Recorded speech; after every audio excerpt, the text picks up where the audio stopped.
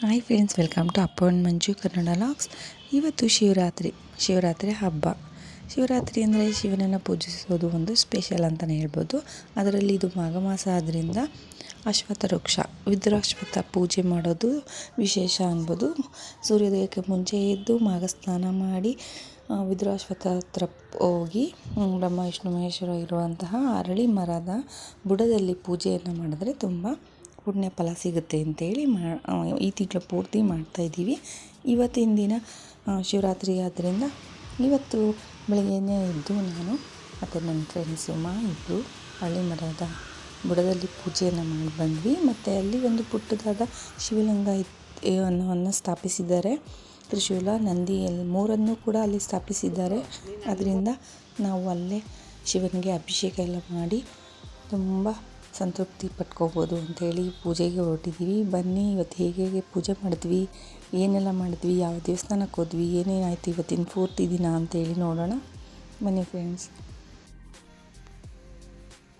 ಮೂಲತೋ ಬ್ರಹ್ಮರೂಪಾಯ ಮಧ್ಯತೋ ವಿಷ್ಣುರೂಪಿಣೆ ಅಗ್ರತೋ ಶಿವರೂಪಾಯ ವೃಕ್ಷರಾಜಾಯ ತೇ ನಮಃ. ಇದನ್ನು ಅರಳಿ ಮರ ಪೂಜೆ ಮಾಡುವಾಗ ಹೇಳ್ಕೊಂಡು ಮಾಡಬೇಕು. ಬ್ರಹ್ಮ ವಿಷ್ಣು ಮಹೇಶ್ವರರು ನೆಲೆಸಿರುವಂತಹ ತ್ರಿಮೂರ್ತಿಗಳು ನೆಲೆಸಿರುವಂತಹ ಈ ಅಶ್ವತ್ಥ ವೃಕ್ಷಕ್ಕೆ ಪೂಜೆ ಮಾಡಿದರೆ ತುಂಬ ಪುಣ್ಯ ಫಲ ಸಿಗುತ್ತೆ. ಮಾಘ ಮಾಸದಲ್ಲಿ ಅಶ್ವತ್ಥ ವೃಕ್ಷದ ಪೂಜೆ ಮಾಡೋದು ತುಂಬಾ ವಿಶೇಷ ಮತ್ತು ಪುಣ್ಯದಾಯಕ. ಮೊದಲು ಅಶ್ವತ್ಥ ವೃಕ್ಷದ ಬುಡದಲ್ಲಿ ಸ್ವಚ್ಛ ಮಾಡಿಕೊಂಡು, ಶುದ್ಧ ನೀರಿನಿಂದ ಸ್ವಚ್ಛ ಮಾಡಿಕೊಂಡು ರಂಗೋಲಿಯನ್ನು ಇಟ್ಟು ಅಲ್ಲಿ ದೇವ್ರನ್ನ ನೆನೆಸ್ತಾ ಅರ್ಶಿನ ಕುಂಕುಮ, ಹೂವು, ಅಕ್ಷತೆ, ಗೆಜ್ಜೆ ವಸ್ತ್ರಗಳಿಂದ ಪೂಜಿಸಿದರೆ ತುಂಬ ಫಲ ಸಿಗುತ್ತೆ. ನೈವೇದ್ಯವನ್ನು ಮಾಡಿ ಕಥೆಯನ್ನು ಓದೋದು ಒಂದು ಪ್ರತೀತಿ. ಬ್ರಹ್ಮ ವಿಷ್ಣು ಮಹೇಶ್ವರನ್ನು ನೆನೆಸುತ್ತಾ ಅಲ್ಲಿ ಮಾಘ ಮಾಸದ ಮಹಿಮೆಯನ್ನು ಓದಿದರೆ ಮಾಡಿದ ಪಾಪಗಳೆಲ್ಲ ಪರಿಹಾರ ಆಗುತ್ತೆ. ಶಿವನು ಪಾರ್ವತಿಯನ್ನು ಮದುವೆಯಾದ ದಿನ ಈ ಶಿವರಾತ್ರಿ ಅಂತ ಹೇಳ್ಬೋದು ಒಂದು ಕಥೆಯ ಪ್ರಕಾರ. ಮತ್ತು ಸಮುದ್ರ ಮಥನ ನಡೆಯುವಾಗ ಹಾಲಾಹಲ ಬಂದು ಆ ಹಾಲಾಹಲವನ್ನು ಶಿವನು ಕುಡಿದ ಈ ಸುದಿನ ಅಂತಲೂ ಹೇಳ್ಬೋದು. ಹೀಗೆ ಹಲವಾರು ಕಥೆಗಳಿದೆ.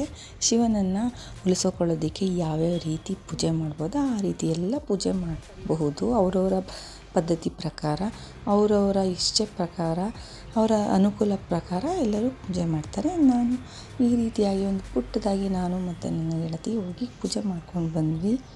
ಅದರ ಒಂದು ನೋಟವನ್ನು ಹಾಕಿದ್ದೀನಿ, ದಯವಿಟ್ಟು ಎಲ್ಲರೂ ನೋಡಿ. ಶಿವ ಎಂದರೆ ಭಯವಿಲ್ಲ, ಶಿವನಾಮಕ್ಕೆ ಸಾಟಿ ಬೇರಿಲ್ಲ. ಮುದ್ದಾದ ಶಿವನನ್ನು ಹೆಸರು ಹೇಳುತ್ತಾ ಅವನನ್ನು ಧ್ಯಾನಿಸುತ್ತಾ ಪೂಜೆ ಮಾಡೋದೇ ಒಂದು ಆನಂದ. ಅವನ ಲಿಂಗದ ಪೂಜೆ ಮಾಡೋದೇ ಒಂದು ಆನಂದ. ಶಿವನ ಪೂಜೆಗೆ ಮಡಿ ಇಲ್ಲ, ಶಿವನ ಪೂಜೆಗೆ ಭೇದವಿಲ್ಲ. ಶಿವನು ಹೀಗೇ ಪೂಜೆ ಮಾಡಬೇಕು ಅಂತ ಕೇಳೋದಿಲ್ಲ. ಅವನು ಸ್ಮಶಾನವಾಸಿ, ವಿಭೂತಿ ಇಟ್ಕೊಂಡು ತುಂಬಾ ಸಾಧಾರಣವಾಗಿರುವಂಥ ಶಿವಪ್ಪನಿಗೆ ಭಕ್ತಿಯಿಂದ ಪೂಜೆ ಮಾಡಿದರೆ ಒಲಿತಾನೆ ಅಂಥೇಳಿ ಈ ರೀತಿ ಪೂಜೆ ಮಾಡ್ತಾಯಿದ್ದೀವಿ. ಲಿಂಗದ ರೂಪದಲ್ಲಿರೋ ಶಿವನನ್ನು ಪೂಜೋಕ್ಕೆ ಒಂಥರ ಮನಸ್ಸಿಗೆ ತೃಪ್ತಿ ಅನಿಸುತ್ತೆ. ಲಿಂಗದಲ್ಲಿರುವಂಥ ಒಂದು ಶಿವನ ಮುಟ್ಟೋದಕ್ಕೆ ಎಲ್ಲೂ ಸಿಗೋದಿಲ್ಲ. ಅದರಿಂದ ಇಲ್ಲೊಂದು ಅವಕಾಶ ಸಿಕ್ತು, ನಾನು ಅದನ್ನು ಉಪಯೋಗಿಸ್ಕೊಂಡೆ. ಶಿವನನ್ನು ಪೂಜಿಸಿ ಧನ್ಯರಾದೆವು. ನೋಡಿದ ನೀವು ಕೂಡ ಧನ್ಯರಾಗ್ತೀರ.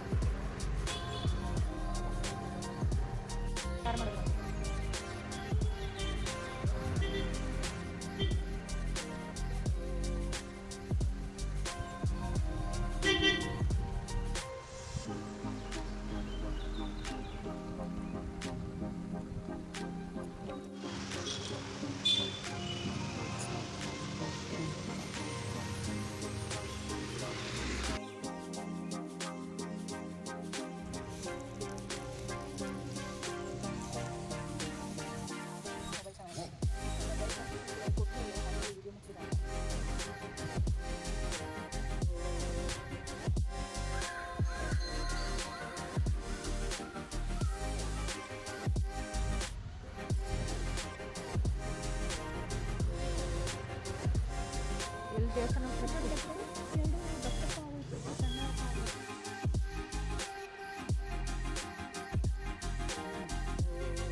ಐಫೋನ್ ಚೆನ್ನಾಗಿರುತ್ತೆ.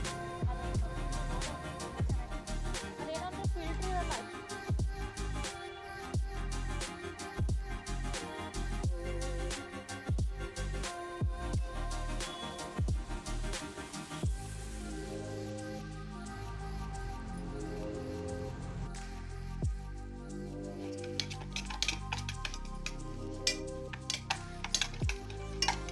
ಮನೆಯಲ್ಲಿ ಶಿವನನ್ನು ಪೂಜಿಸಿ ನೈವೇದ್ಯ ಮಾಡಿಟ್ಟು ಮತ್ತು ಇನ್ನು ಕೆಲವು ಕಡೆ ಶಿವನನ್ನು ದರ್ಶನ ಮಾಡೋದಕ್ಕೆ ಅಂತ ಹೋದೆ. ಆ ದೇವಸ್ಥಾನದ ದರ್ಶನ ಕೂಡ ನಿಮಗೆ ತೋರಿಸ್ಕೊಡ್ತಾ ಇದ್ದೀನಿ.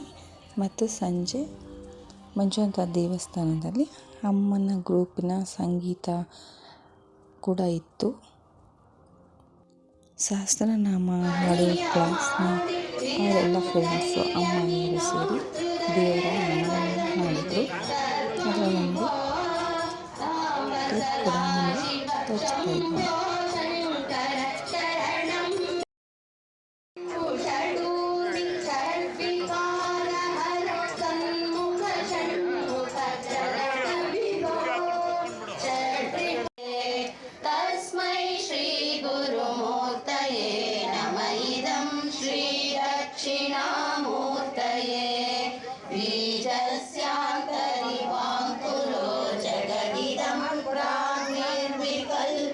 पुनः नमः श्रीदक्षिणामूर्तये यस्यैव स्फुरणं सदात्मकमसत्कल्पार्थकं भासते साक्षात् तत्त्वमसीति वेदवचसा यो बोधयत्याश्रितान्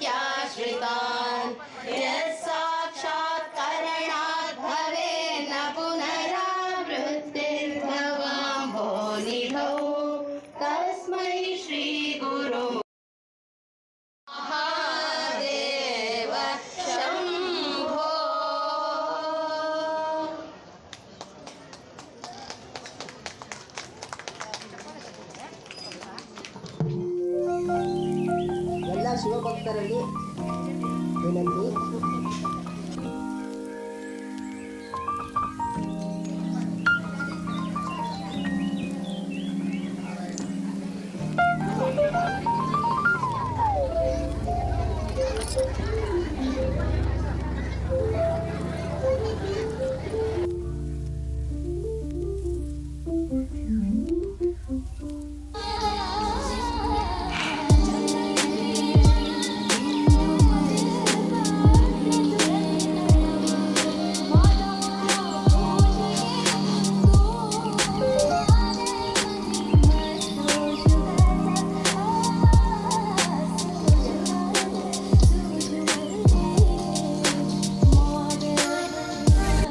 ಈ ರೀತಿಯಾಗಿ ಶಿವನನ್ನು ಪೂರ್ತಿ ದಿನ ಆರಾಧಿಸುತ್ತಾ ಈ ವಿಡಿಯೋನ ಪೂರ್ತಿ ಮಾಡ್ತಾ ಇದ್ದೀನಿ. Thank you for watching. Please subscribe my channel. See you next video.